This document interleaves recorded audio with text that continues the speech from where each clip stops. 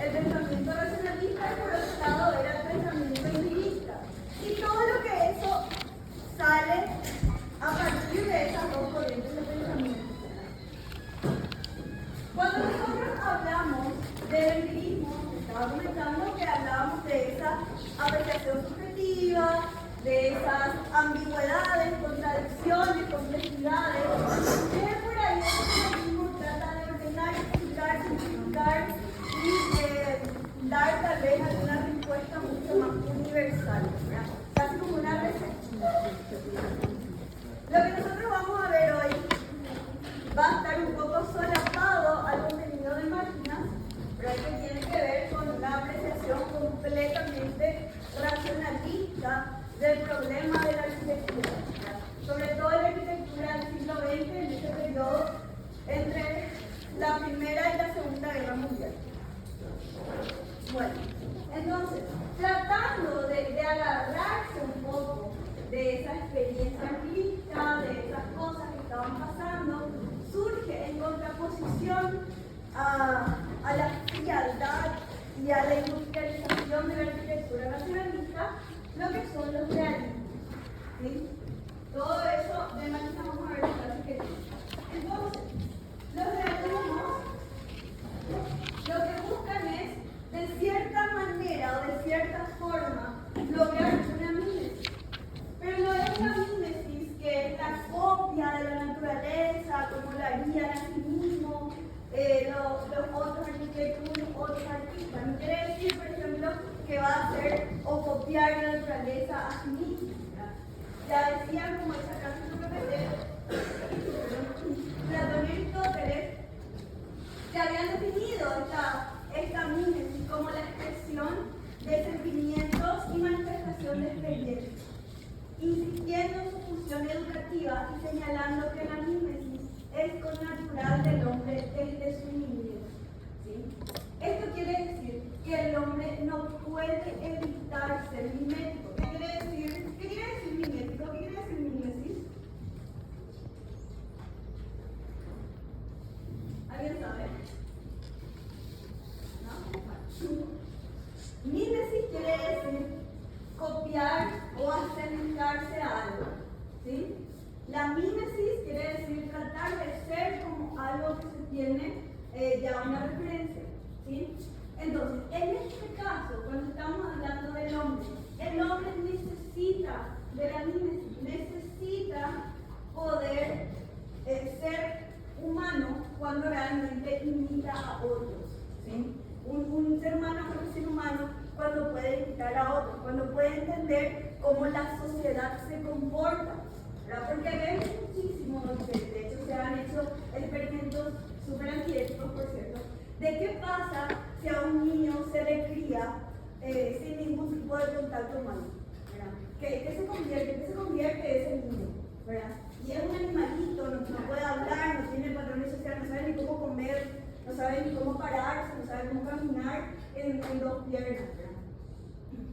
Porque el ser humano realmente se humaniza con el compartir y el estar con otros. ¿Ya? Son los otros humanos quienes van a estar definiendo o ayudándole a encontrar su propia humanidad. Entonces, teniendo en cuenta un poco esto, se trata de traer el realismo al siglo XX, ¿verdad? Porque en realidad este concepto de realismo varió bastante a lo largo de la historia. Primero estaban los griegos, Platón, Sócrates, Aristóteles, todos decían un poco qué es lo que era la realidad, ¿verdad? Platón, por ejemplo, con su mito de la caverna, decía que la realidad era lo que estaba fuera de la caverna. Sócrates habla un poco de lo que es un poco sumergirse en la realidad, experimentarla, ¿verdad? Y Aristóteles va a agarrar y va a hacer una taxonomía de la realidad, o sea, va a descomponer y ordenar esa realidad. Después del Renacimiento, personas como Miguel Ángel y Leonardo van a agarrar y van a traer el realismo a una forma de mezclarlo un poco con el arte, ¿verdad? Van a agarrar y van a traer el arte, van a dibujar las cosas realmente como son, pero justamente muy mezclada con toda la investigación científica que ellos hacían, ¿verdad? otra vez, legal o ilegalmente, para tener todos los datos de cómo realmente lo que era el cuerpo humano y esas cosas, ¿verdad? Entonces, van a mezclar lo que es la ciencia y la capacidad técnica de hacer arte para expresar esa realidad, o sea, la realidad, entre comillas, real y científica. Después, en el siglo XIX, vamos a ver cómo en literatura y en arte tratan de traer esta realidad mucho más cruda, ¿verdad? Asimismo, todo ese desastre que trae la revolución industrial, toda esa pobreza, toda esa forma de estar luchando por el pan de cada día, todos los hechos más esenciales de la vida humana, como dice ahí, eso va a estar descrito en las obras de Dickens, de Tolstoy, de Dostoyevsky. Todos ellos van a expresar la realidad así. Y en arte, justamente, también se va a ir hacia ese empirismo que estábamos hablando la vez pasada, ¿verdad? Esas escenas de campo, esas escenas de la gente, qué sé yo, cosechando o haciendo un picnic alrededor del lago, ¿verdad? Y en el siglo XX, ese realismo se vuelve mucho más denso, ¿verdad? Porque va a estar atravesado por dos cuestiones. Por un lado, puede atravesarse por esta corriente existencialista, que vamos a estar viendo un poco qué es lo que es y qué representa, y también, por otro lado, va a ser explotada para tratar de ensalzar algunos parámetros que ciertos regímenes totalitarios quieren, ¿verdad? Lo que va a hacer es realmente tratar de agarrarse de esos nacionalismos que van a surgir en el siglo, o sea, que van a potenciarse en el comienzo del siglo XX y van a convertir la arquitectura también en su bandera, la bandera del régimen totalitario. Bueno, entonces, el realismo en sí, que nosotros vamos a estar hablando, es este realismo que va a surgir en el periodo de entreguerras, ¿verdad? En el final de la Primera Guerra Mundial. Aquí después va a reaparecer al final de la Segunda Guerra Mundial, ¿sí? Y es muy diferente al realismo que tuvo en el siglo XIX, porque justamente ahora hay muchas cosas que están en juego. En el siglo XIX no hubo dos guerras mundiales, en el siglo XIX no hubo todo ese desequilibrio global que va a traer el siglo XX. Entonces eso va a marcar demasiado lo que es el quehacer del hombre, ¿verdad? O sea, y cómo el hombre se percibe y cómo el hombre hace las cosas. Y básicamente usa la mímesis de una manera muy diferente a como se usaba antes, ¿verdad? Acá lo que quiere es imitar la realidad de cierta manera, tratando de potenciar su realidad social, ¿verdad? Va a tomar muchísimo un tinte también muy marxista, ¿verdad? Otra vez con estas ideas ya un poco tirando hacia la izquierda. También va a ubicarse dentro de posiciones humanistas. ¿Qué era el humanismo? Habíamos visto en el CPA, ¿qué era el humanismo?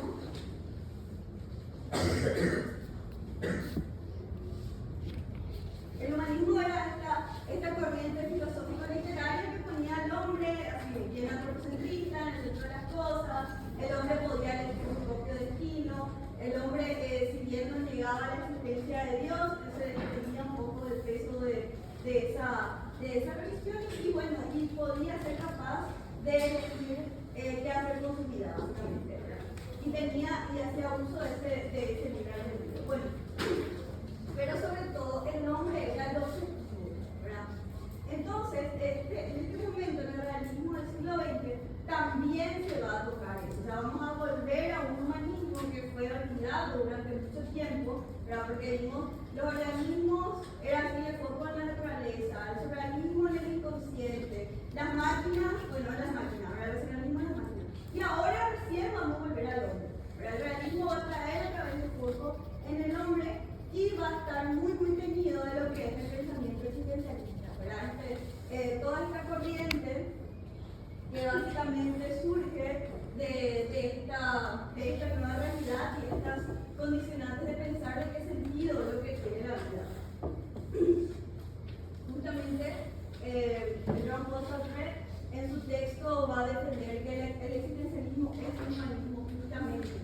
porque se ubica en la mente del ser humano y a partir de ahí cuestiona su propia existencia.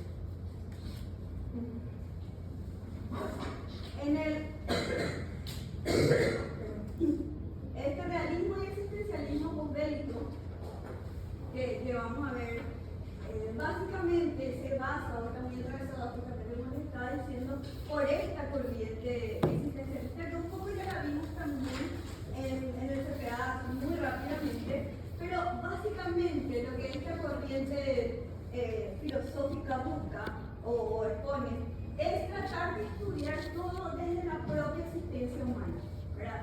A través de qué significa ser humano, qué hace un humano, cómo maneja su libertad, cuando empieza y termina sus derechos, esa responsabilidad individual que tiene, la responsabilidad de los demás también, cómo le da significado a su vida. Todas esas cosas son cosas que el existencialismo va a ir explorando. Y también el existencialismo dice que la existencia precede a la esencia. O sea que algo existe y a la manera en la que nosotros reflexionamos sobre eso que existe podemos descubrir o interpretar o incluso definir la existencia o la esencia de eso que existe, básicamente. Y también plantea que el pensamiento filosófico tiene que ser el individuo de las experiencias subjetivas, ¿verdad? O sea, el hombre y lo que él vive, lo que él experimenta y lo que le pasa, ese es realmente el objetivo de la filosofía existencialista, ¿verdad?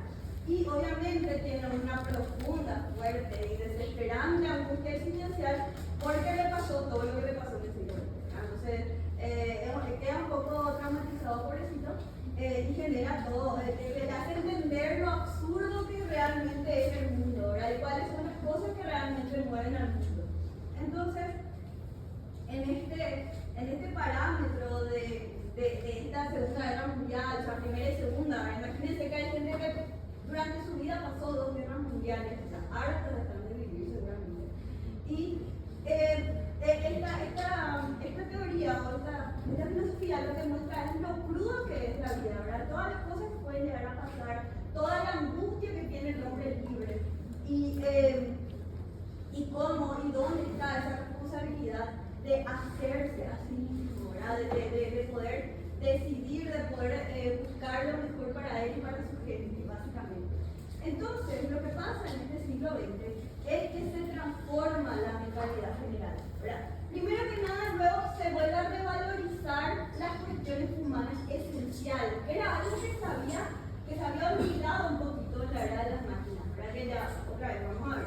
Pero estas cuestiones humanas esenciales, ¿qué siente, cómo vive, qué piensa, qué necesita el hombre, ¿verdad? Volver un poco a ese individuo y a las experiencias individuales.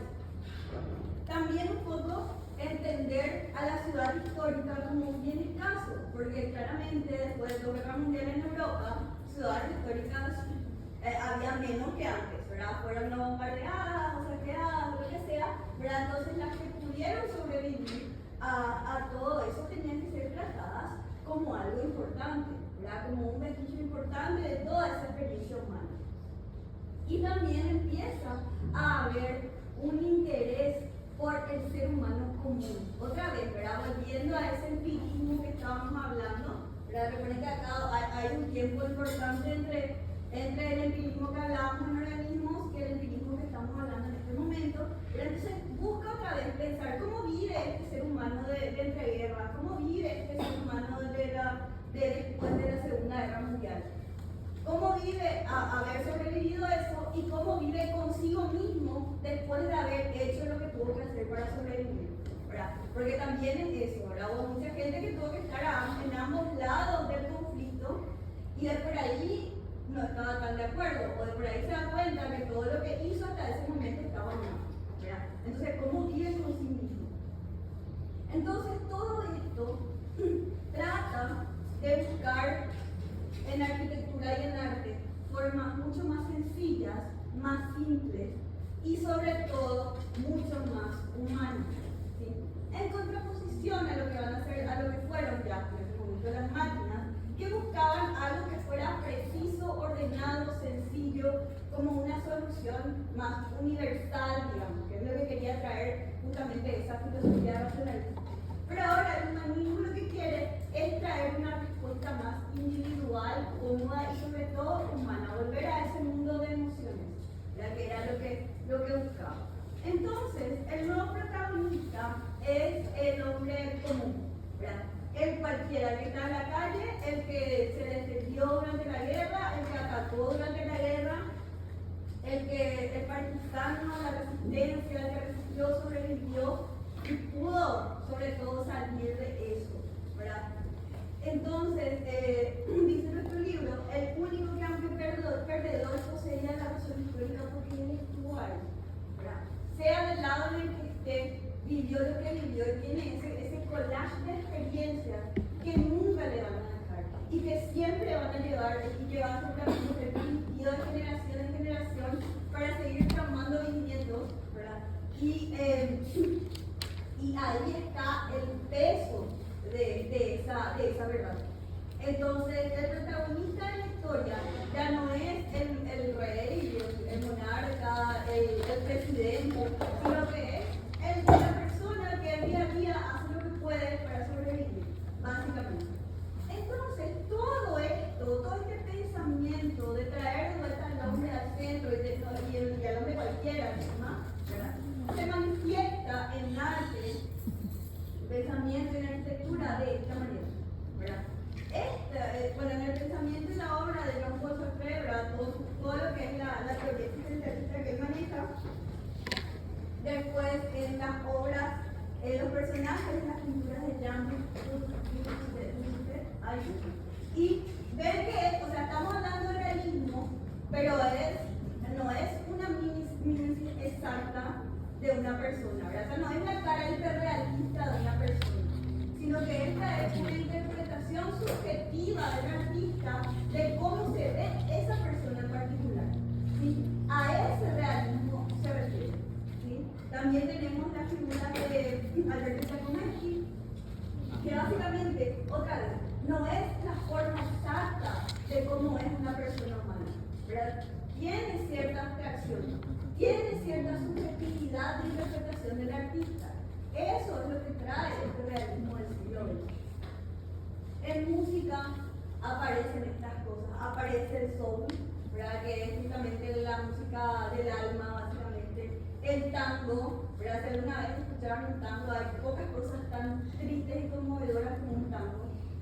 Y allá, ¿verdad? Que esa música en vivo con lo mínimo, la mínima cantidad de instrumentos, la mínima cantidad de escenografía que pueda hacer magia, ¿verdad? Y todos estos son también música o estilos musicales de grupos reprimidos, de grupos que sufrieron, de grupos que pasaron un montón de cosas para estar donde están. Entonces pudieron meter toda esa emoción en melodía, ¿verdad? Y que después se pone y forma parte del acervo musical de ese grupo y de este momento histórico. Entonces, en eso se resume este realismo, ¿verdad? El buscar las emociones ahí adentro y contar la historia de todo lo que fue ese proceso para esa gente y para toda la gente, porque todos son grupos diferentes que pasaron cosas diferentes. Entonces, el realismo en sí, ¿verdad? El realismo como arte, como arquitectura, como pensamiento, tiene un tiempo que tiene que ver con la existencia real, ¿verdad? Con la experiencia de vida real de todas las personas y de cada persona también al mismo tiempo. Entonces, es básicamente, como dice acá, un tiempo frágil y narrativo de la necesidad de la existencia humana. O sea, cuánto tiempo, cómo vive su tiempo cada individuo, y sobre todo entender que este individuo es solo, ¿verdad? Pero también es parte de otros, ¿verdad? Es también un ser social. También este individuo funciona dentro de una sociedad, hace parte de un grupo, ¿verdad? Que sí comparten tal vez algo, tal vez algún patrón cultural similar, tal vez experiencias similares, tal vez pensamientos similares, pero nunca realmente está solo, ¿verdad? sí o sí el ser humano necesita de otro. Entonces, Albert Camus, que es uno de los grandes teóricos de todo este realismo, dice que el arte, en cierto sentido, es una rebelión contra el mundo. Es que todo lo que este mundo tiene de indeterminado, de fugitivo, de inacabado, eso es el arte, es una rebelión contra eso. Pero no le va a dar otra forma a esa realidad. ¿Sí? Porque está obligado a conservar esa realidad porque es la fuente de su emoción y de su inspiración. Entonces, es básicamente lo que se conoce como un realismo progresista, ¿verdad? No es el repudio total de lo que existe, ¿verdad? Pero tampoco es la aceptación total. Está ahí en ese momento, en esa ubicación incómoda de cómo es lo que trabajamos con la realidad que nos toca vivir, ¿verdad? Básicamente es como que el artista se encuentra siempre en una ambigüedad, ¿verdad? No sabe si no puede negar lo real, pero tampoco puede aceptar que esa sea la realidad, ¿verdad? Por eso es que muchos movimientos sociales van a nacer también en este momento, ¿verdad? Porque dicen, esta es la realidad, pero no puede ser porque esta sea la realidad. Algo que nunca sepa cambiar esta realidad. Entonces, en eso se está moviendo toda esta producción. El realismo de cambio específicamente luego agarra esta realidad, se nutre de esta realidad, se inspira en esta realidad, pero está muy consciente y lo dice de que esta realidad tiene que ser cambiada, ¿verdad? No puede quedarse así como es, ¿verdad? Y ahí surge la figura de la arquitectura como función social, ¿verdad? La arquitectura en este momento, ¿verdad? Que estábamos saliendo de la Segunda Guerra Mundial, o sea, saliendo de la primera y después saliendo de la segunda, en el que, bueno, el mundo conocido para ellos, ¿verdad? Europa en este momento está todo rota, ¿verdad? Está toda bombardeada, hay que reconstruir, mucha gente se quedó sin casa, se dieron cuenta, ¿verdad? Que pasó el holocausto. Entonces, ¿qué hacemos con toda esta gente? ¿Qué hace la arquitectura con toda esta gente? ¿Deberían no hacer algo con toda esta gente? Entonces empieza lo que es la conciencia de la función social, ¿verdad? En este caso se dan cuenta, sí, la arquitectura tiene que hacer algo para esta gente. La arquitectura tiene que reconstruir lo que fue destruido, ¿verdad? Y eso ya incluso es una conciencia que se trae de antes, ¿verdad? La función social de la arquitectura ya la tenemos desde que, no sé, los neandertales se movían en tribus, o sea, eso ya existía, ¿verdad? Pero a partir de ahora se retoma esta función social, que ya con el movimiento moderno ya lo tuvo de cierta manera, ¿verdad? El movimiento Arts and Crafts pudo haberlo tenido también, pero ahora es donde más fuerte el arquitecto se involucra con la creación de una arquitectura social, ¿verdad? Una arquitectura al servicio de la sociedad. De hecho, Hans Meyer escribe un artículo que se llama El arquitecto en la lucha de clases. Más marxista que eso no van a encontrar. Básicamente, este es así como un manifiesto más emblemático de cuál es la función del arquitecto en este momento de reconstrucción y la lucha por la igualdad social, ¿verdad? Que también hay en el libro hay un extracto justamente de lo que dice, ¿verdad? Y básicamente nos habla de los responsables de la reconstrucción y de la eliminación de la diferencia de clase, básicamente, ¿verdad? También van a aparecer los CIAM. ¿Se acuerdan que eran los CIAM?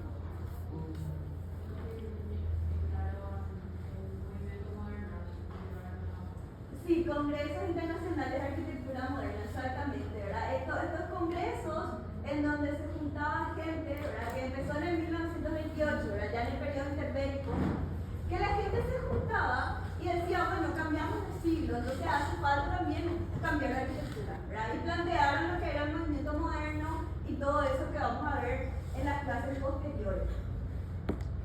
Pero ya desde ese momento también ellos entendían la función social de la arquitectura, ¿verdad?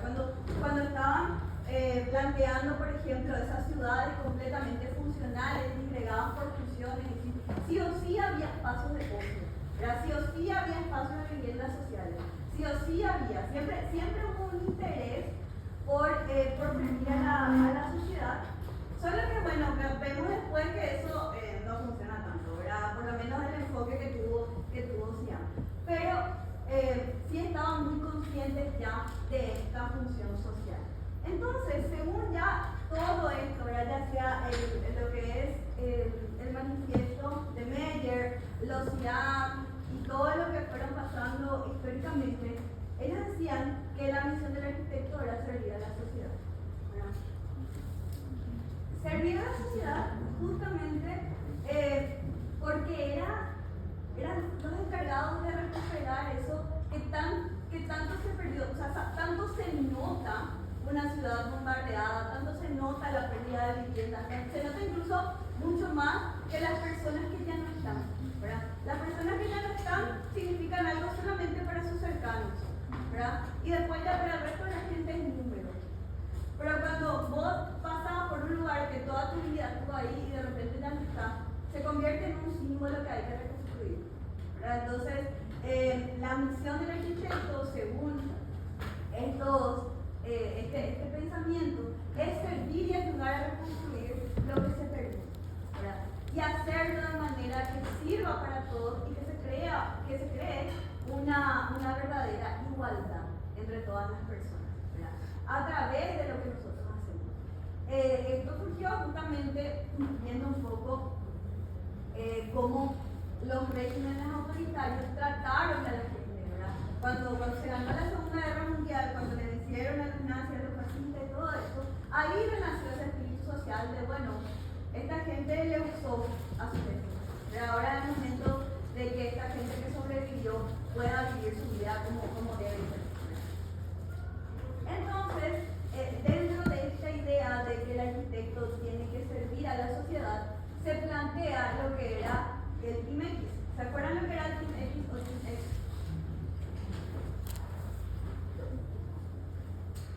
Era básicamente lo que dijeron, decían no funciona y estas son las cosas que tenemos que hacer para solucionar, ¿verdad? Este grupo de arquitectos que se dieron cuenta que la ciudad no puede ser disgregada funcionalmente, que tiene que ser una ciudad mixta, que no puede ser algo cerrado, sino que tiene que ser algo mucho más complejo, ¿verdad? Porque la gente que vive es compleja. Entonces el Team X lo que hizo fue meter las ciencias humanas en la arquitectura, ¿verdad? Fue decir, no, el ser humano es nuestro centro. Entonces nosotros tenemos que servir al ser humano.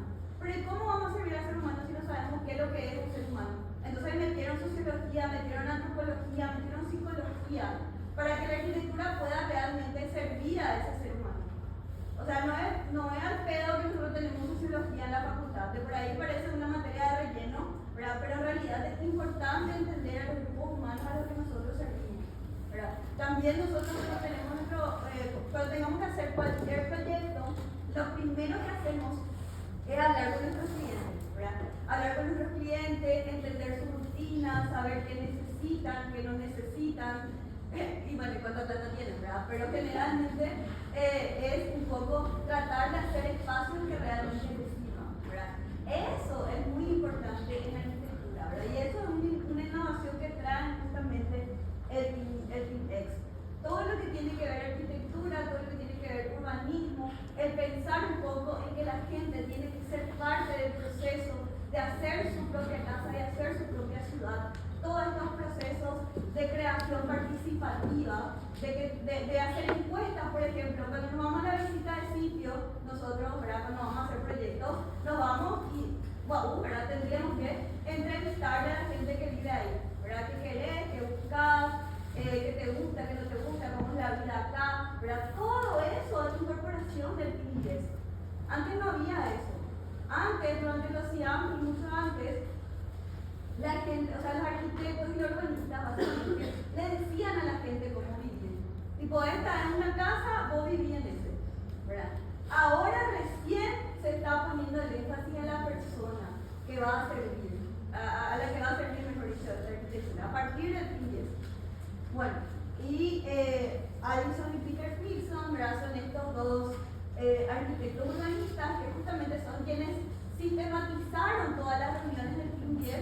básicamente escribieron un libro que se llama Urban Structures y que básicamente ordenaba todo lo que decía este Team 10 y que justamente trataban de organizar cómo entonces se va a ver una ciudad que realmente sirva a las personas, ¿verdad?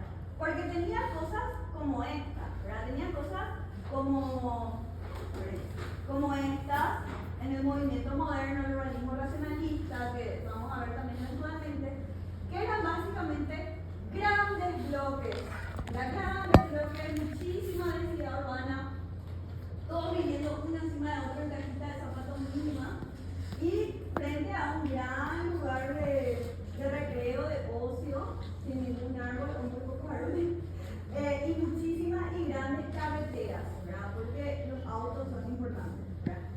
Esa era, y ellos agarraban y sin preguntarle a la gente, eso era así tipo la utopía de cómo vamos a construir algo perfecto desde el punto de vista arquitectónico y urbano. Acá, en el P10, lo que se hace es básicamente tratar de pasar por encima de esos conceptos tradicionales y tratar de poder un poco crear o incorporar estos conceptos que tengan que ver con la asociación de personas, con identidad al sitio, para tratar de pertenecer a un lugar. También con obtener en cuenta, ¿verdad?, que como una población tiene que ocupar un sitio, esa población va a crecer. Entonces, ¿cómo va a crecer la ciudad con esa población? Hay que diseñar ese crecimiento. Por ende, no podemos nosotros diseñar ciudades que sean de una forma cerrada, ¿verdad? Tenemos que poder programar ese crecimiento para que eso sea ordenado también y que toda la infraestructura pueda llegar a todas las personas de una manera justa.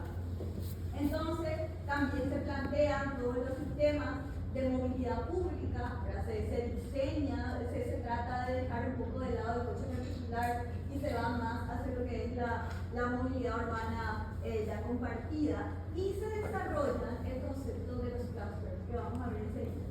Entonces, en este Team 10, la ciudad, además de contemplarse con los ojos disciplinares del técnico, o sea, así como hacían los racionalistas, de que le decían básicamente a la gente cómo vivir, la ciudad de Team 10, o la ciudad contemporánea en realidad, se tiene que entender como un lugar de muchas otras manifestaciones, ¿verdad? Ya sean humanas, ya sean materiales. O sea, la ciudad está muy marcada por las personas que viven en ella, ¿verdad? Por los materiales que se eligen para construir, por la atmósfera que hay, por los colores que se eligen, por los niños jugando, por la gente que se mueve de un lugar a otro, por todo, ¿verdad? Todo lo que pasa en una ciudad es parte de su diseño, es parte de la ciudad. Nosotros no podemos diseñar ciudades sin alma, ciudades sin gente, no se puede, no existe, ¿verdad? Entonces, eso es lo que trae el Team 10 a la discusión del urbanismo. Entonces, es importante entender cuando diseñamos las ciudades que no van a ser dibujos sin monitos, básicamente, ¿verdad? Sí o sí los monitos son parte de ese diseño de ciudad. Entonces, para tratar de manejar un poco este concepto de cómo entonces dibujamos, cómo entonces planeamos una ciudad, de esa manera aparece el concepto de clusters, ¿verdad? Los clusters o racimos son básicamente una forma articulada, abierta, que puede ir creciendo, ¿verdad? Así como un racimo de uvas, ¿verdad? Que se pueden hacer muchas uvitas en diferentes lugares y posiciones unidas por una ramita central.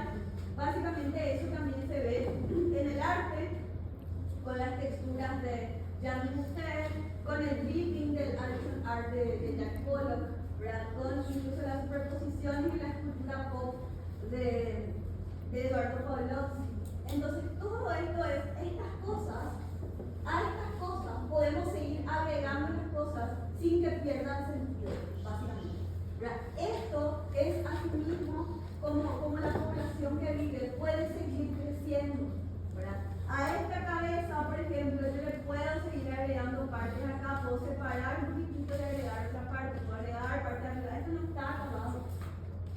Es justamente abrazar a esa realidad inacabadas que estábamos hablando hace rato, ¿verdad? Básicamente, es lo que más se puede tratar de estructurar formalmente algo a través de los clusters. Los Hamilton decían, ¿verdad? Que básicamente estos clusters son como formas de asociación. Un cluster no tenía nunca una forma cerrada, ¿verdad? Nunca una forma definida, sino que lo que definía un cluster era justamente esta asociación libre de elementos que podían después ir creciendo, básicamente. Cualquier reagrupamiento puede ser un cluster, porque básicamente es como un término comodín que se usa para justamente ir creando nuevas tipologías. Y obviamente todo esto muy ligado a todo lo que es el humanismo, las personas y cómo estas personas van a dictaminar ese crecimiento. En arquitectura tenemos temas como estos, ¿verdad? Que incluso se parecen muchísimo, ¿verdad? El proyecto del Hospital de Venecia de Le Corbusier, eso nunca se concluyó, pero también tiene esta lógica de clusters, ¿verdad? Todo esto puede seguir creciendo, ¿verdad? Todo esto puede agrandarse hacia este lado, agrandarse sobre el agua, incluso tenía toda una capilla inundable, todo fantástico, ¿verdad? Y hay como todo un juego también de luces que ayudan a la sanación y todo eso. Este proyecto es espectacular. Pero miren, morfológicamente, ¿verdad? Como todo esto puede seguir creciendo en casi todos sus lados, ¿verdad? Sobre todo en la parte que tiene que ver hacia el agua. Y después el orfanato en Ámsterdam de Van Eyck, que básicamente tiene la misma lógica, ¿verdad? A partir de estos diferentes racimos se pueden ir haciendo más y más pabellones. Esta, así como la realidad, no es una forma acabada, ¿verdad? Esto todo está todavía posible crecimiento. Básicamente, esto no quiere decir que niegan una forma geométrica, ¿verdad? Obviamente, ven ahí, Le Corbusier, super racionalista, ¿verdad?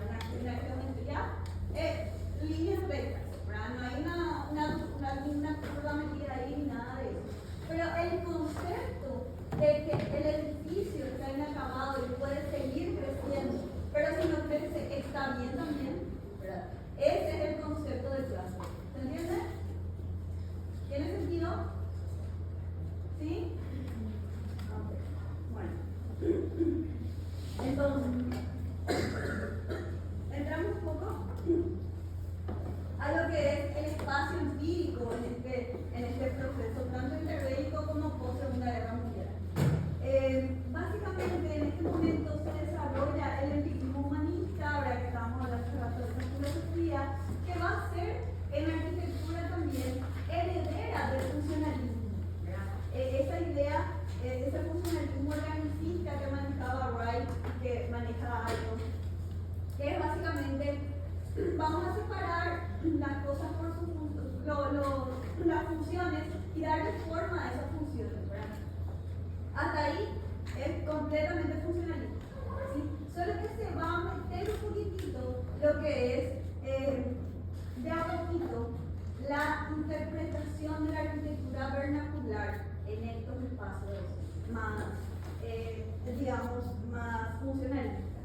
Entonces va a haber esa unión entre lo funcional y moderno y lo vernacular y que ya tiene la historia de ese lugar y de esa gente. Este espacio empírico, ¿verdad? Va a dar teóricamente, la teoría lo va a ubicar en Suecia, ¿verdad? ¿Por qué en Suecia? Y porque Suecia se mantuvo neutral durante la Segunda Guerra Mundial, nadie le bombardeó, estaba ahí viviendo su mejor vida, o por lo menos mejor que los otros países alrededor.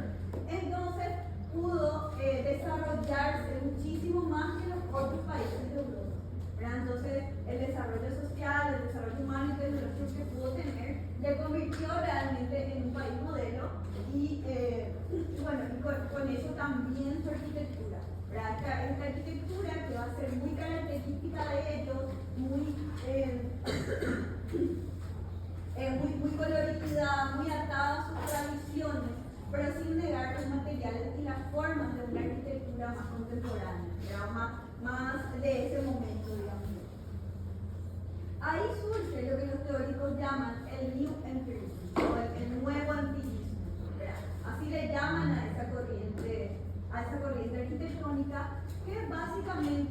tiene algunas características muy particulares. Principalmente vemos esta arquitectura en dos grandes esferas, ¿sí?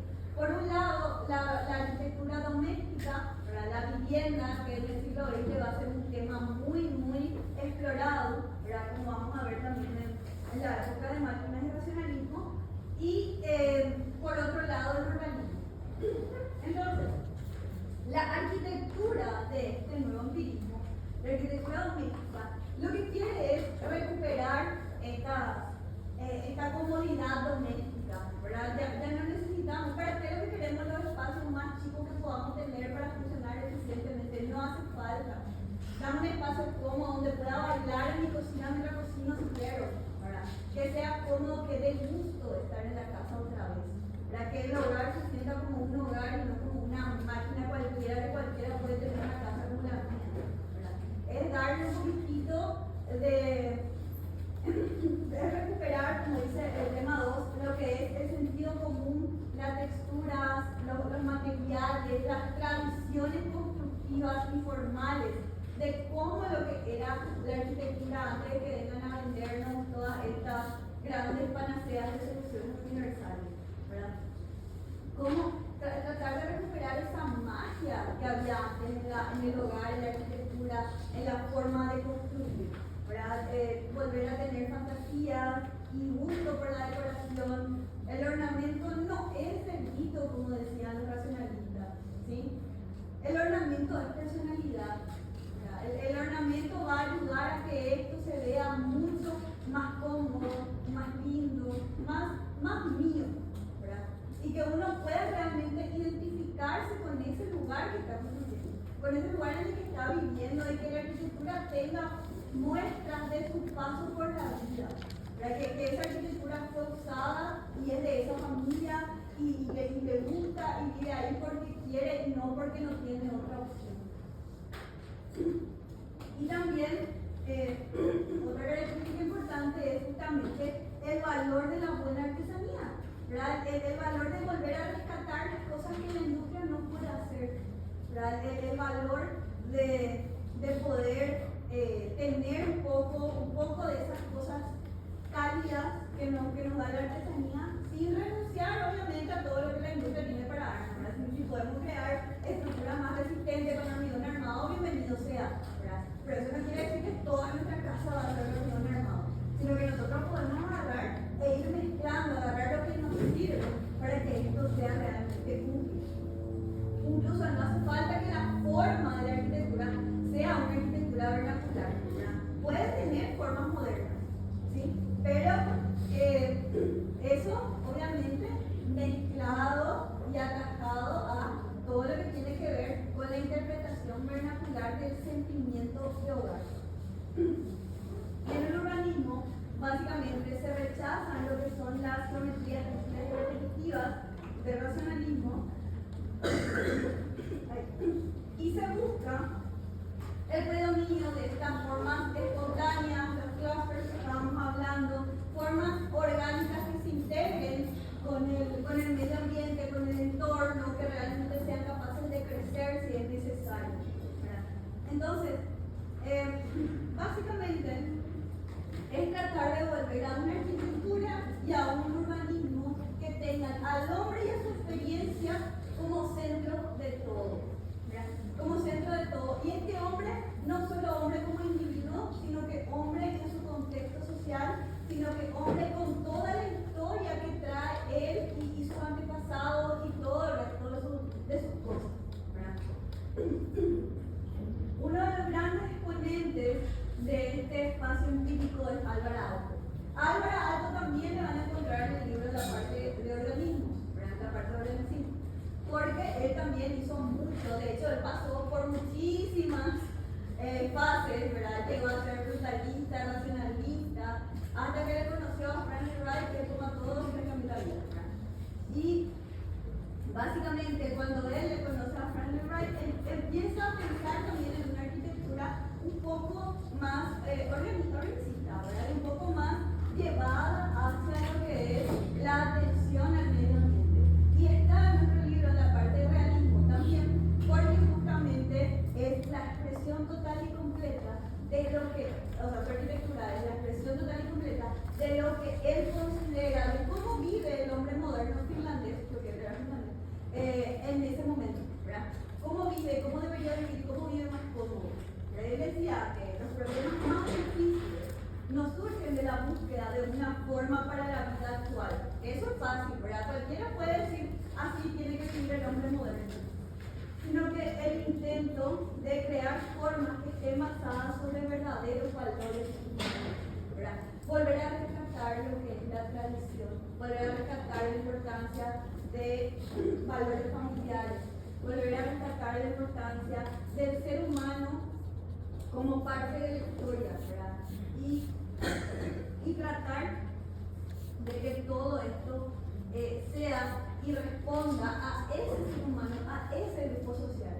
No hay, según Alvarado, ninguno de estos empiristas, de ninguno de estos empiristas o de ninguna de las épocas, una solución universal.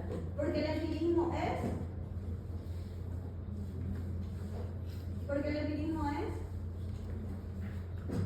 objetivo o subjetivo. Objetivo o subjetivo. Objetivo o subjetivo. Subjetivo. Bueno, exactamente. Pero, o sea, es importante entender los orígenes filosóficos para poder entender por qué se hace lo que se hace.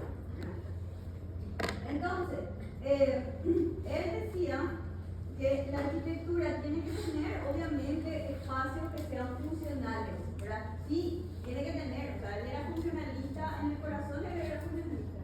Separaba las cosas por funciones, los espacios y todo eso, sí, ya vamos a ver muchos ejemplos de eso. Pero es importante también que todas estas funciones también sean ergonómicas, también sean cómodas y también reflejen la historia y la tradición de estas personas. Entonces, su arquitectura siempre, o sea, está metida dentro de lo que se considera una arquitectura orgánica, emotiva, humana y real. Orgánica, porque se adecua al medio, se utiliza materiales del lugar, trata de fundirse un poco con el contexto natural, pero también con el contexto social, ¿verdad? También entendiendo cómo vive la gente que va a vivir en ese espacio. Emotiva justamente porque rescata también mucho de la historia de sus clientes, mucho de la historia y de la forma de vivir de esta gente, y trata de exaltar eso con la arquitectura. Humana por la escala que usa y también porque tiene en cuenta muchas cosas que mejoran la calidad de vida de las personas, porque eso también es algo muy importante dentro de todo este empirismo. Y realista, porque justamente refleja la realidad de cada contexto, ¿verdad? Entonces, trata de cumplir todo esto, ¿verdad? Utilizando también los medios del racionalismo. O sea, sus formas no son así llenas de curvas y todas unas amebas y nada de eso, ¿no? Las formas son bien racionalistas, ¿verdad? Sí, utiliza mucho lo que es el funcionalismo, como ya les decía, y abstrae bastante, ¿verdad? La abstracción no es algo de lo que él decía ajeno. Alvarado decía que hemos de construir casas que han de crecer, ¿verdad? Las viviendas en crecimiento tienen que reemplazar a las máquinas de vivir. La vivienda tiene que poder crecer, tiene que poder crecer así como crece la gente, así como crece la población. Este es el enfoque humano para el constructor de hoy.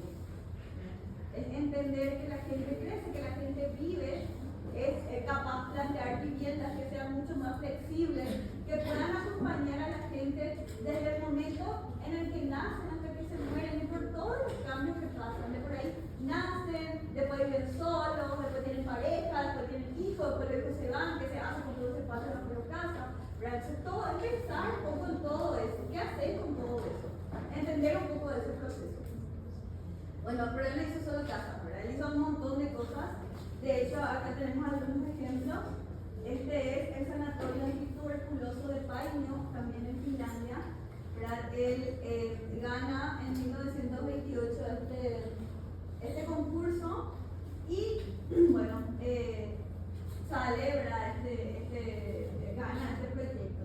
Y generalmente, para ese momento, el tratamiento para la tuberculosis era básicamente el sol y el aire. No había vacuna, no había otra forma de tratarse, de que tenía que ponerse al sol y que tenía que haber buena corriente de aire para que estos enfermos se curen.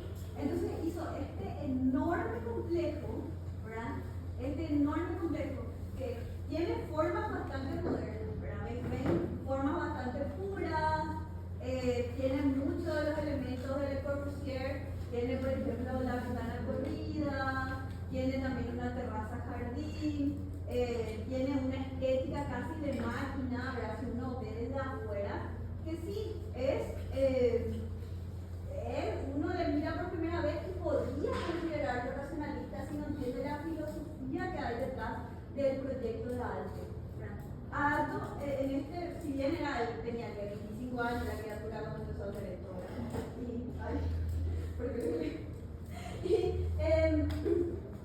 y igual, ¿verdad? Ya tiene la semillita de Aalto de buscar mejorar la calidad de vida de las personas que tienen ahí. Algo que no siempre en arquitectura se pensó, ¿verdad? Algo que no siempre en arquitectura se tuvo en cuenta. Entonces, esta arquitectura más humana empieza a tomar forma en este proyecto. Y esta es básicamente su planta. Y esta es una aproximación completamente funcional al proyecto arquitectónico, ¿verdad? Acá tenemos lo que son los estacionamientos, acá está lo que es toda la zona de apoyo, calefacción, depósitos, etcétera, etcétera. Todo esto es la zona de quirófanos y otros consultorios. Y también acá tienen lo que es el comedor y todo eso de las diferentes plantas. Este es el hall de acceso. Y estas son las habitaciones de los enfermos, ¿sí? Y todo, ven que están puestas así en ángulos medio extraños, ¿verdad? Todos responden a el asoleamiento y la ventilación de los vientos predominantes, ¿verdad? Para las diferentes actividades que se van a hacer, ¿verdad? Entonces, básicamente, acá en esta posición recibían la mayor cantidad de sol de una manera más uniforme, entonces por eso se puso las habitaciones de los enfermos de ese lado. En el medio articulando lo que es el hall de acceso para poder dividir la zona de los enfermos de la zona de las otras funciones. Pero las otras funciones por ahí se quedaban un poquito frías, ¿verdad? Porque siempre le llegaba tanto el sol porque este estaba ahí tan grande el puesto, pero era súper importante para el nivel curativo. Esa era la importancia, que la gente se cure, para eso está el hospital, ¿verdad? Entonces, por eso tiene la ubicación predominante. Y obviamente los pacientes tenían que estar acostados, ¿verdad? Para reposar. Entonces, también el diseño de las habitaciones, para que desde el punto de que uno está acostado pueda mirar también afuera, le pueda llegar también la luz natural, pueda sentirse que no está encerrado y enfermo, ¿verdad? Sino que toda la arquitectura, como él decía, es también un instrumento de sanación. Ayuda a que el reposo sea cómodo, a que la gente, se sane más rápido, ¿verdad? Al estar ahí. Y justamente todo esto, diseñó cada cama, cada taburete, cada mesada, cada silla, ¿verdad? Todo está completamente diseñado por él, ¿verdad? No fue solamente muro, pared, techo, piso, ya está, ¿verdad? Todito, a la manera de Wright, ¿verdad? Desde el momento en el que diseña arquitectura, diseña todo el equipamiento.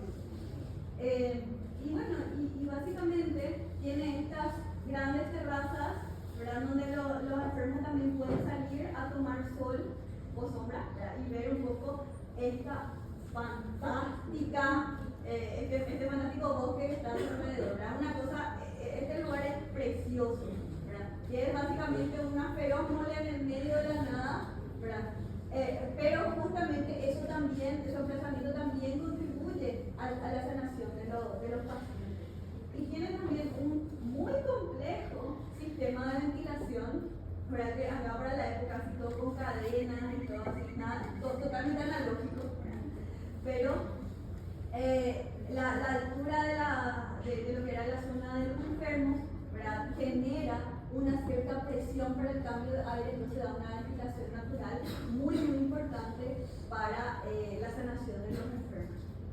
Y también, bueno, tenía su hall de acceso, que era fantástico, ¿verdad? Uno entraba ahí y uno se sentía así en un hospital, pero le levantaba un poco el ánimo, ¿verdad? El colorcito amarillo ayuda a que entonces se levante un poco más el ánimo, entonces también apelaba un poco a la psicología del color y al efecto que esto tiene sobre las personas. Y básicamente él decía, ¿verdad?, que este edificio es uno de los ejemplos de cómo la arquitectura y el diseño tienen que estar en servicio a la sociedad. Que pueden trabajar con el resto de las disciplinas, como en este caso la medicina, para poder mejorar realmente la calidad de vida de las personas. Es una posición muy radical para esa época, ¿verdad? Porque en esa época era así, vamos a solucionar rápido, vamos a hacerle casa a todo el mundo para que nadie se quede sin casa y ya. Pero al pensar en el detalle, en este caso por ejemplo en el hospital, en que la gente realmente sane, no solamente por la acción de los médicos, sino que la arquitectura tiene una responsabilidad para que la gente sane, eso es algo completamente revolucionario. Y después obviamente no se libró de hacer casa, ¿verdad? Esta es la Villa Mailea que hizo él y su señora. Ahí más alto también otra gran olvidada de la arquitectura moderna. Esta obra, ya vamos a ver. Esta obra básicamente era la casa de vacaciones de un señor industrial muy recontra millonario y su señora que era pintora, ¿verdad? Y básicamente ellos eran amigos de Adalto y de su señora y les dicen, bueno, necesitamos un lugar para vacacionar. Entonces ellos le hacen algo y también querían un lugar para que la señora pueda exhibir sus obras. Y básicamente el proyecto inicial era, bueno, vamos a hacer la casa por un lado y después por otro lado vamos a hacer en la sala de exposición. Entonces ustedes pueden tener eventos de exposición y noches de galería, eso con sus amigos, qué sé yo, ¿verdad? Y así ellos querían el proyecto, ¿verdad? Los clientes querían el proyecto. Pero después fueron hablando y dijeron, bueno, ¿qué pasa cuando los chicos se vayan de la casa? Van a tener completamente separada la zona de la carrera de ustedes dos en esta feroz mansión y las obras van a estar en otro bloque, vamos a juntar todo, ¿verdad? Y que entonces la casa pueda acompañar todos esos cambios que ustedes van a tener en su vida y de paso ustedes pueden vivir con su arte, ¿verdad? Entre su arte. Eso fue algo súper importante que cambió justamente la estructura del proyecto y que convenció a los clientes, ¿verdad? Porque este proyecto pasó por muchísimos cambios. Y básicamente este es el manifiesto de cómo los Adalto creían que se debía hacer el entorno habitable de este hombre moderno, ¿verdad? De este hombre del siglo XX, tratando de expresar un poco ese compromiso con la cultura tanto desde el punto de vista del arte que esta señora quería, ¿verdad? Pero también con la cultura finlandesa, ¿verdad? Con la tradición finlandesa, con la forma de trabajar la madera que tenían los finlandeses, con la forma que tenían desde la época de los vikingos de estructurar sus cabañas. Entonces, con todo también el respeto y el amor por la naturaleza, porque eso también está en un bosque precioso. Bueno, donde lo que no es bosque en Finlandia, ¿verdad? Pero básicamente trataron de traer todo eso a la casa. Y bueno, lo bueno fue que justamente pudieron hacer esto porque ellos tuvieron total libertad creativa, ¿verdad? Lo que tenían los clientes eran vetos, ¿verdad? Me gusta esto, me gusta esto, así nomás. Pero de resto ellos podían proponer lo que querían. Y también tenían presupuesto ilimitado, ¿verdad? Entonces así cualquiera. Y básicamente pudieron lograr esta obra maravillosa. Esta es uno de los paradigmas de arte de ahí, ¿no? Y básicamente esta Villa Mailea lo que hace es ponerse en medio del bosque, ¿verdad? Y se ve así, su forma bien racional, volumen sencillo, simple, ¿verdad? Pero trata también de mezclarse con su entorno, ¿verdad? Igual que acá se ve como si fuera un refugio cálido, ¿verdad? gracias a que le ponen mucha madera, entonces en días de frío, ¿verdad? Porque eso se cubre de nieve, claramente estamos en Finlandia, ¿verdad? Entonces se ve como un refugio muy, muy cálido y tiene muchos diferentes materiales, pero que igual entran en armonía con el resto de la casa, ¿verdad? Y con el resto del entorno también. Entonces se ve casi como si fuera un collage, justamente reflejando la complejidad de esa existencia humana, pero un poquito de todo, un poquito de esa forma racionalista del moderno, un poquito de esa madera de la tradición finlandesa, un poquito de algunas formas curvas tratando de llamar al paisaje. Entonces es un collage, ¿verdad? De esa complejidad, de ese empirismo que estábamos hablando. Y en planta y en axonometría se ve de esta manera, ¿verdad? Básicamente lo que hacen es hacer una enorme L, ¿verdad? Para cubrirse de los vientos muy fuertes del norte, ¿verdad? Porque allá en el hemisferio norte hacia el hace frío. Entonces se cubre todo esto con esta forma en L y genera un patio interno muy lindo, ¿verdad? Muy cálido, ¿verdad? Dentro de todo bien protegido de los elementos. Tienen incluso una piscina acá y es súper agradable. Entonces son muchas piezas que se articulan en esta forma libre. O sea, si este quiere puede seguir creciendo hacia este lado o hacia este lado o incluso hacia este lado, ¿verdad? O incluso puede llegar a cubrir acá. O sea, las posibilidades del crecimiento del clúster son infinitas. También se trata de crear este mini microclima acá protegiéndose del paisaje de esta ciudad que se llama Normaku, se llama la ciudad. Y ahí hace frío todo el tiempo. O sea, su máximo en verano, en agosto, es de 21 grados. Nuestros seres tropicales no son capaces de imaginarse el frío que hace. Y básicamente,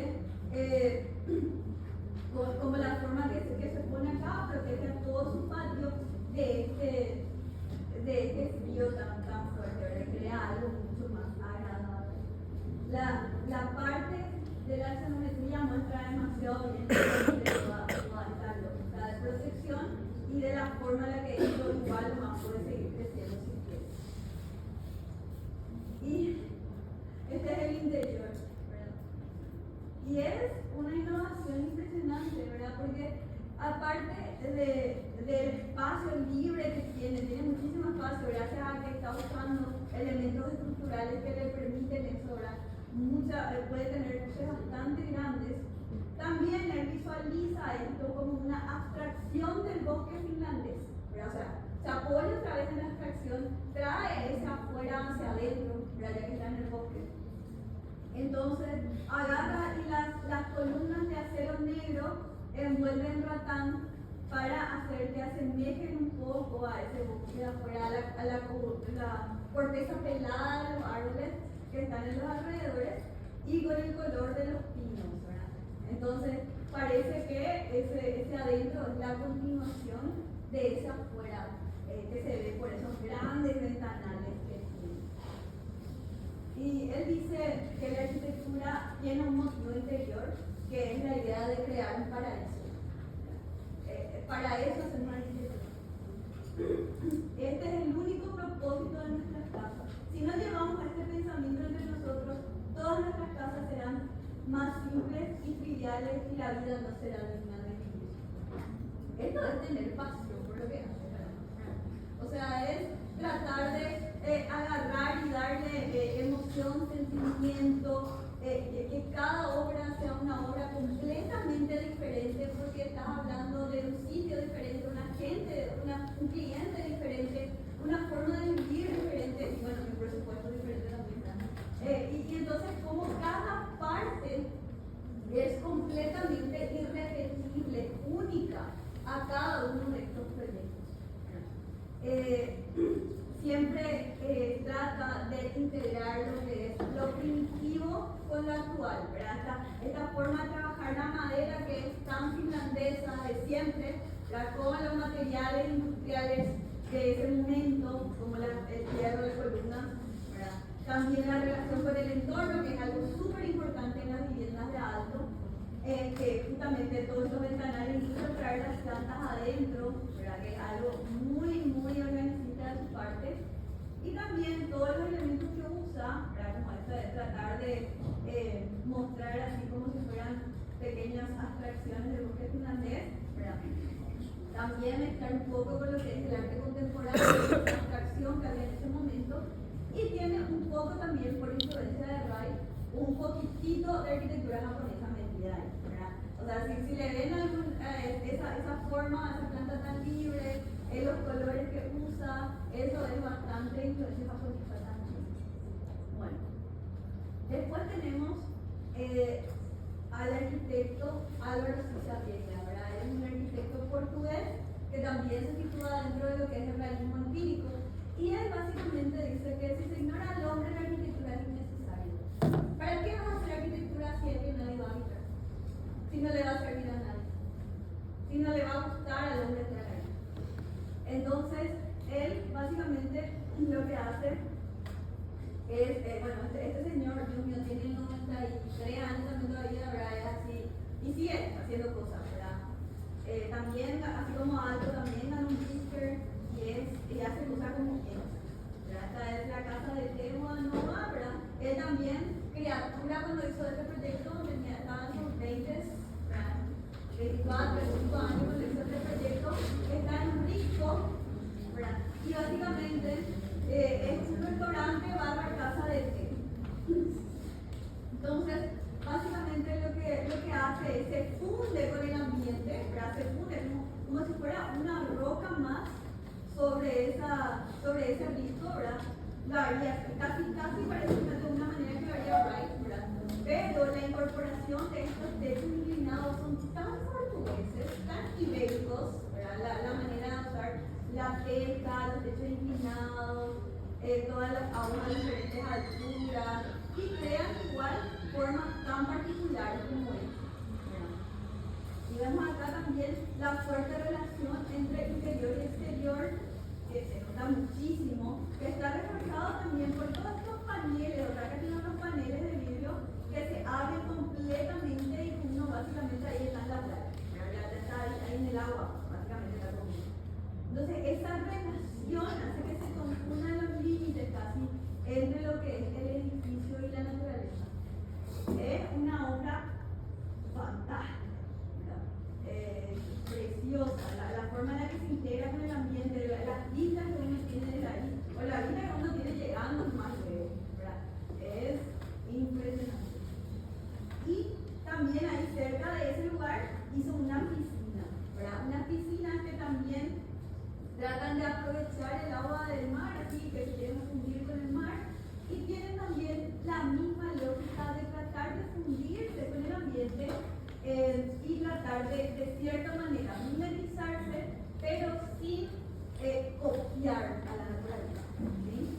Sin copiar a la naturaleza. Esta es la obra, para que básicamente tiene toda la parte de servicio de esta parte, que tiene los vestuarios, los baños, las oficinas, etcétera, y después uno se baja por esta escalada y llega a la zona de las piscinas, ¿verdad? Todo en la curva de nivel en un lugar súper empinado.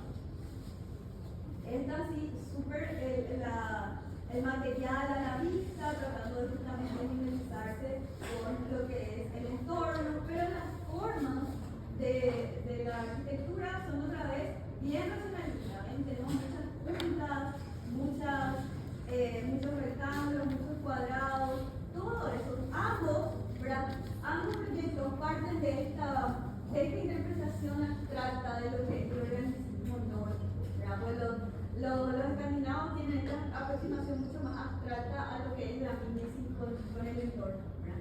Y siempre se adapta a la realidad con estas formas bien abiertas, bien de cluster, ¿verdad? O sea, también acá, yo si quiero puedo poner otra piscina, si yo quiero puedo poner otra piscina, puedo agarrar y seguir acá y esto puede seguir creciendo. No es una forma cerrada, ¿verdad? Podemos seguir creciendo. Y después su arquitectura un poco más posterior, ¿verdad? Ya se recató un poco, ¿verdad? Se fue un poquitito más unificando, ¿verdad? Pero básicamente su arquitectura más reciente tiene una complejidad muy una complejidad casi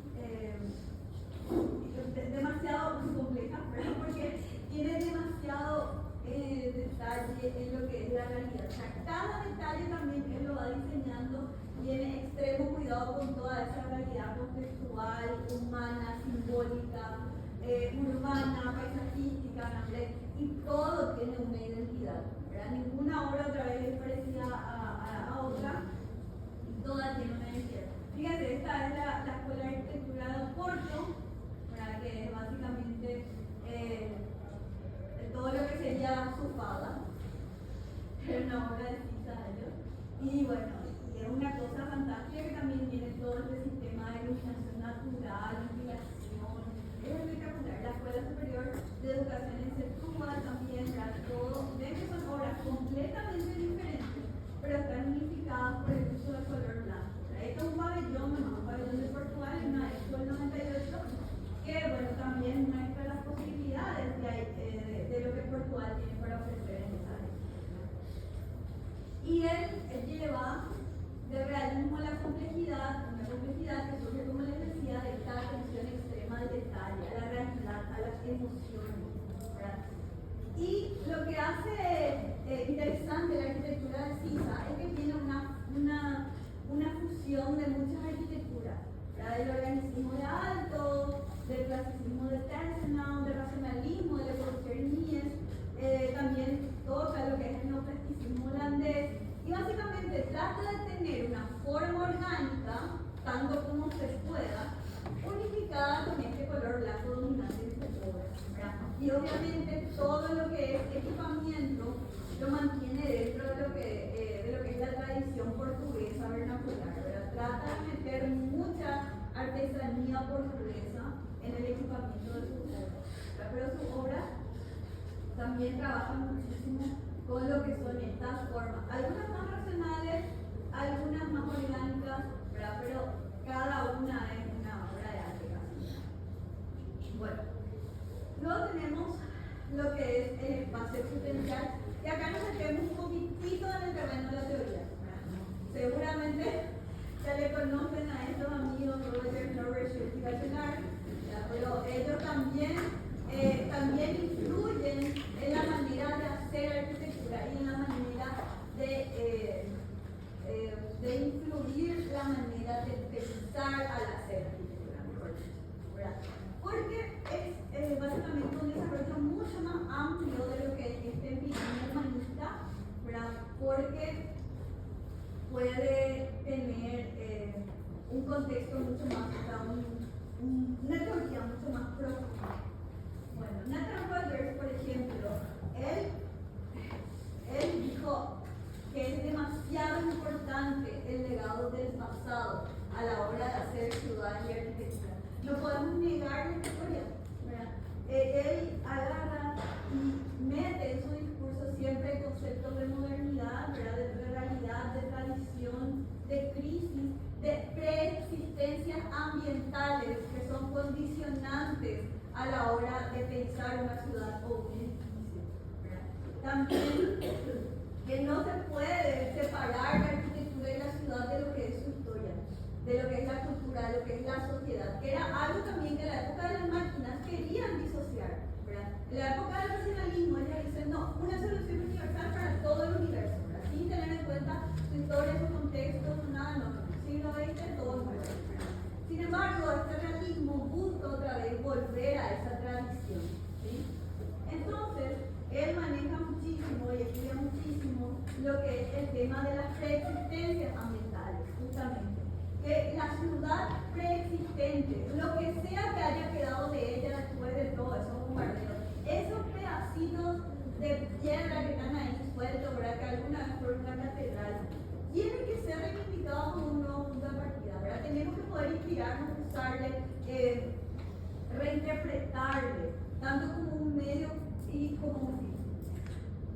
Y la arquitectura va a ser la pieza que integra todo esto, ¿verdad? Porque finalmente la arquitectura es una de las grandes cosas que hace la ciudad. Entonces, tiene que, a partir de lo que la arquitectura encuentra en la ciudad, la arquitectura tiene que organizarse, responder a esa preexistencia histórica, ¿verdad? Y esencial realmente radica en los datos que aporta el contexto. Sin contexto, la arquitectura no tiene sentido. Y ese contexto es el contexto humano, el contexto histórico, el contexto formal de lo preexistente. No podemos, por eso siempre decimos, ¿verdad?, que cuando hacemos proyectos, ¿verdad?, como vemos todo lo que hay alrededor, ¿verdad?, cómo nuestro edificio se va a comunicar o va a tener sentido con el contexto en el que está inserto, ¿verdad? De acá viene, ¿verdad?, de este concepto de las preexistencias ambientales, ¿verdad?, de tener en cuenta que nuestro edificio nunca o muy rara vez está solo en el mundo, y si está solo en el mundo, igual hay algo, ¿verdad? Por ejemplo, ese hospital de Alto, ¿verdad?, que estaba en el medio del bosque, podemos decir que está en el medio de la nada, no, está en el medio del bosque. El bosque es su contexto, la forma, la topografía, los árboles, el viento, el sol, todo eso es su contexto. La preexistencia ambiental va a condicionar lo que es la forma final que va a tener la arquitectura, ¿sí? Como por ejemplo esto. Bueno, puede gustar o no, ¿verdad? Eso podemos debatirlo, ¿verdad? Pero esta es la torre Velasca, está en Milán, y fue construida entre 1950 y 1958, o sea, post Segunda Guerra Mundial, post fascismo en Italia, asumiendo que alguna vez había terminado el fascismo en Italia, y básicamente era un área que antes era residencial y que fue bombardeada durante la Segunda Guerra Mundial. Entonces, lo que se hace es, bueno, necesitamos crear más casas, ¿verdad?, más vivienda, más oficina, esto se está quedando sin... necesitamos repopular esta zona. Entonces se crea este edificio, ¿verdad?, forma del siglo XX, un edificio. Tenemos la posibilidad, porque tenemos sensores, tenemos la capacidad técnica, ¿verdad? Pero la forma que tiene, ¿verdad?, rellama, o sea, no es tan fortuita, ¿verdad? En realidad, en este caso, tenían un espacio demasiado chico para construir, pero necesitaban más metros cuadrados, entonces hasta cierto punto tienen un tamaño y después eso crece y se hace más grande, ¿ya? Y ahí logran su necesidad, logran suplir su necesidad de metros cuadrados.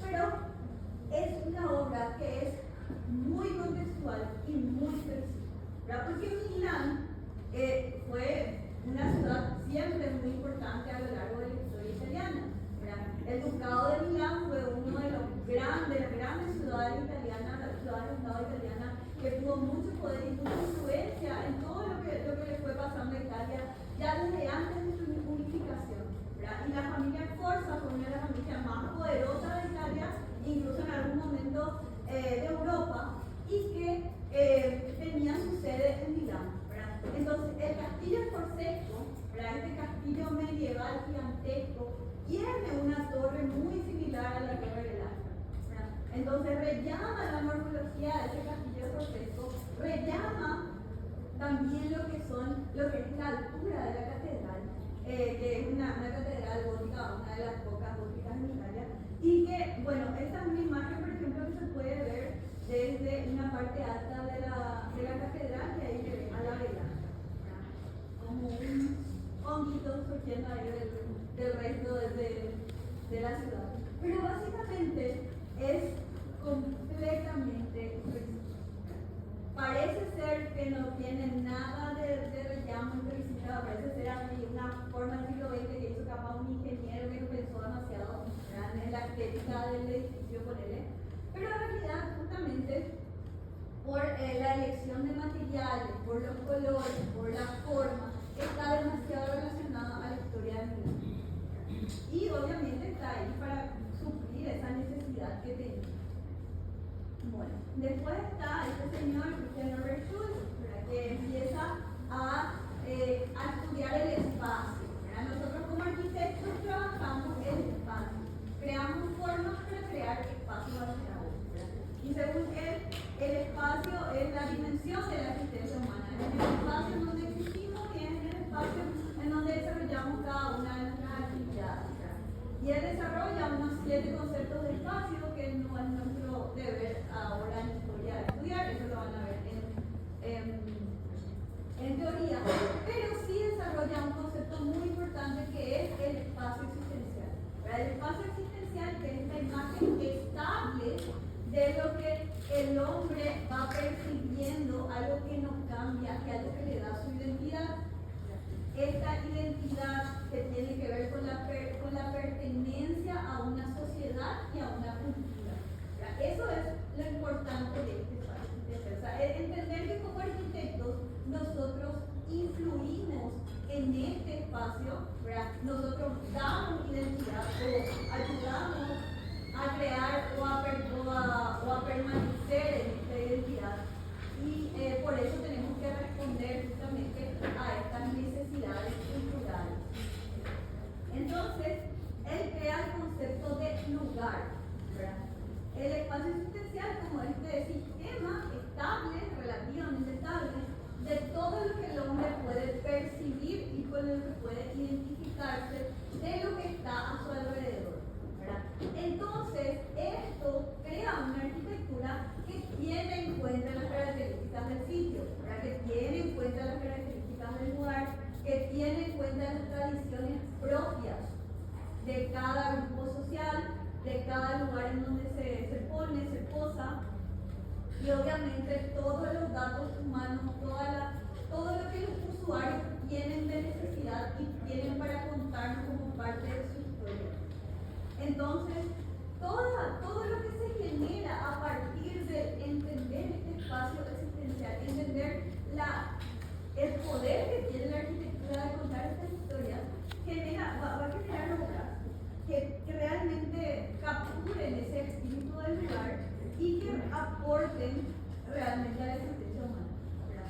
O sea, el entender un poco cuál es la influencia y cuál es la forma en la que la arquitectura va a ir trabajando esa existencia humana o ese espíritu del lugar. Bueno. Y luego tenemos lo que son las formas de la mimesis, ¿verdad? Que son básicamente cómo se dio acá en Latinoamérica. Hay unos cuantos, ¿verdad? Pero la más importante, digamos, o la que más tiene producción es básicamente Lina Bobardi, ¿verdad? Ella es una arquitecta nació en Italia, pero la mayor parte de su vida la pasó en Brasil. Y básicamente ella estudia muchísimo primero lo que es la arquitectura del movimiento moderno, lo que es el racionalismo. De hecho, sus primeras obras son muy racionalistas, parte de ese lenguaje de arquitectura moderna de formas puras, de formas sencillas, pero paulatinamente, a medida que va avanzando en su obra, va a ir acercándose más a las que son las arquitecturas vernaculares, ¿verdad? Tratar de recuperar lo que es, queriendo o no, básicamente, ¿verdad? Lo que son las tradiciones constructivas brasileñas, ¿verdad? Y la expresión de esa cultura brasileña. Pero mucha de su obra se puede traducir en esta frasecita que ella dice que hay un sabor a victoria y encanto en ser simple. No hace falta mucho para ser mucho. Y esto se refiere tanto a una aproximación de formas sencillas y simples del racionalismo, como a la aproximación de las arquitecturas vernaculares brasileñas, ¿verdad? De hacer poco, de hacer mucho con lo poco que se tiene, ¿verdad? Que también va a ser un mecanismo de minimalismo que vamos a ver más adelante. Entonces, este es el Museo de Arte de San Pablo, ¿verdad? Esta cosa fantástica también, ¿verdad? Es que hablar de estructural, de tener toda una feroz bloque de hormigón colgando de dos pórticos, es fantástico, ¿verdad? O sea, es tipo, mira todo lo que el hormigón puede hacer en este país en vías de desarrollo. Básicamente, esta es una forma completamente racional, ¿verdad? Ella tomó los prototipos de Mies, ¿verdad? Del pabellón de Barcelona y todos sus demás pabellones, agarra y le lleva a una solución mucho más sencilla, ¿verdad? Una forma mucho más pura, con muchísima iluminación natural también, y encima otra vez cuelga, ¿verdad? Encima otra vez cuelga el hormigón. Y todo este bloque está colgado de estos grandes, ¿verdad? De estos grandes formas. Entonces, básicamente acá se crea abajo toda una plaza, ¿verdad? Que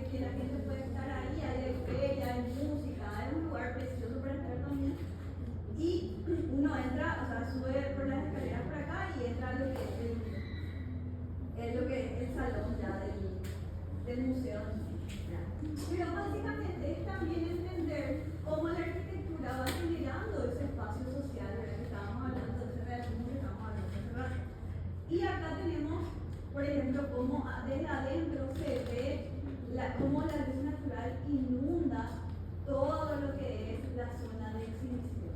Esta exhibición es una exhibición que no siempre está, ¿verdad? Esta es una exhibición X, pero es un espacio completamente libre que puede ser utilizado de la manera en la que uno quiera, básicamente, ¿verdad? Porque no hay un particular ejemplo, ¿verdad? Todo es estructura color. Básicamente, entonces, ella toma, como les decía, esos elementos más racionalistas y le va bajando a la escala brasileña. Ahora, obviamente, ni es nunca se va a ponerle este rojo hacia su obra, ¿verdad? Vamos a ver, ¿verdad? Este color, este sabor es bastante brasileño, ¿no? A medida que va avanzando en su obra, ¿verdad? Tenemos cosas como esta, la Iglesia del Espíritu Santo, que básicamente va a ser posterior, ya en el 76 al 82 se va a construir, y que tiene mucho que ver también con el involucramiento de las personas en la construcción de esta obra, ¿verdad? Porque bueno, también era una capilla, tenía que tener también un lugar donde las personas vivan, y que bueno, no había mucho presupuesto, ¿verdad? Entonces lo que se hizo fue que la gente de la comunidad también iba a ayudar a construir esta capilla. Entonces básicamente lo que se hizo fue que se utilizaron muchos materiales recuperados, se reutilizaron muchos materiales, se usó mucha mano de obra inexperta, entonces el proyecto tenía que ser sencillo y tenía que ser también participativo. Cuando se fue creando el proyecto en sí, luego participó muchísima gente que después iba a construir, entonces ellos estaban involucrados desde el primer momento, ¿verdad? Entonces tanto en el diseño como en la construcción hubo participación de la gente del lugar, ¿verdad? Eso es realismo puro, ¿verdad? Eso es realismo. Entonces, esto se ve así, ¿verdad? Son 3 círculos concatenados que básicamente tienen la zona de vivienda, tienen el lugar de culto y tienen un lugar de teatro, básicamente, ¿verdad? Todo esto está adaptado a la topografía del sitio, que también tiene unos ciertos niveles, se adapta a la pendiente y es una cosa súper orgánica, ¿verdad? Acá ya se olvidó de todo ese racionalismo que marcó el Museo de San Pablo, ¿verdad? Acá son curvas, ¿verdad? ¿Por qué? Porque así es Brasil, ¿verdad? Uno piensa en Brasil, piensa en forma suave, piensa en la naturaleza, piensa en lo suave de la gente, en la alegría, en el baile, en el tamború, qué sé yo, ¿verdad? O sea, hay mucho de historia, ¿verdad? Hay mucho de esta caracterización cultural justamente en esta obra particular. Entonces, eso se ve así, también sigue utilizando lo que son el conjunto de Rafita Jardín, ¿verdad? Desde eso no se olvida, pero los techos completamente de teja, ¿verdad? Los materiales, ladrillo, madera, eso es, ¿verdad? Pero muchísima luz natural, formas sencillas para que eso sea fácil de construir para las personas que no están entrenadas en la construcción y fundiéndose con el ambiente de una manera que casi parece que eso nació ahí, ¿verdad? Que también es un realismo puro. Y después, o sea, esto es cuando nace de cero, ¿verdad? Después tiene otra obra ella, que es Pompeya, ¿verdad? También en San Paulo, que básicamente había unas naves industriales que ella tenía que remodelar. Entonces ya había una preexistencia ahí, ya había una preexistencia histórica que ella tenía que respetar. Pero tenía que remodelar para convertirle en un centro cívico, ¿verdad? En un centro cultural, para que la gente se vaya, haga ahí reuniones, conferencias, utilice para cursos, etc. Entonces, ustedes, o sea, no sé si conocen San Pablo, ¿verdad? Pero es una ciudad enorme, ¿verdad? Que tiene de todo, ¿verdad? Tiene todas las clases sociales como se puede imaginar, todas las diferencias e injusticias sociales que uno se puede imaginar. Es así un crisol de mil cosas, ¿verdad? Entonces ella planteaba este centro cultural como un lugar en donde la gente, toda esa gente diferente, pueda ir a encontrarse, ¿verdad? Pueda salir cada uno de su burbuja y experimentar lo que era la real sociedad brasileña, ¿verdad? Esa mezcla de que no solamente el pescado azulado la sociedad brasileña es mucho más compleja y que realmente hay mucho más de lo que nosotros estamos acostumbrados a ver. Esa era, digamos, la misión de su sexto ciclo. Básicamente, entonces, ella hace eso trayendo de otra forma, ¿verdad? Le maneja todavía su forma bastante industrial acá, sobre todo la hormigonista y demás, pero va creando una serie de intervenciones en la fachada para tratar de unificar todas las preexistencias que hay alrededor, ¿verdad? Para que no se note solamente que es un bloque de hormigón y ya. Entonces, acá con el contexto de cierta manera con eso, utiliza también las ventanas preexistentes, cambiándole de color y eso, para justamente también continuar con ese diálogo. Y lo que tiene interesante es que el arte popular, ¿verdad? Que se va a poner ahí adentro, es realmente potente la forma en la que eso va a afectar al comportamiento de las personas que están ahí adentro, ¿verdad? La cultura abstracta de esa metrópoli que es San Pablo, ¿verdad? Que es tan grande que uno apenas puede sentir que pertenece, ¿verdad? Que uno siente que pertenece a su barrio o a su casa y a nada más, ¿verdad? Entonces este lugar, al traer partes diferentes de San Pablo, puede ayudar a que la gente encuentre esa mimesis y esa pertenencia, ¿verdad? Y pueda realmente unificar socialmente esta sociedad tan partida, básicamente. Entonces, dice ella, el sentido común de la historia de las formas tradicionales se convierte en el modelo para superar la abstracción alienante. O sea, básicamente esa abstracción tan poco humana, ¿verdad? Tan maquinada, tan dura, ¿verdad? El volver al sentido común, a la historia, a nuestras tradiciones, a la humanización de esta arquitectura, es lo que nos va a llevar realmente a tener mejor arquitectura y mejores ciudades, ¿verdad? Entonces, ella, habiendo explorado todos estos factores antropológicos de integrar diferentes clases sociales, grupos sociales, de utilizar la arquitectura para esa integración, entonces es lo que le pone a ella justamente como una arquitecta importante dentro del humanismo y dentro de lo que es el realismo. Bueno.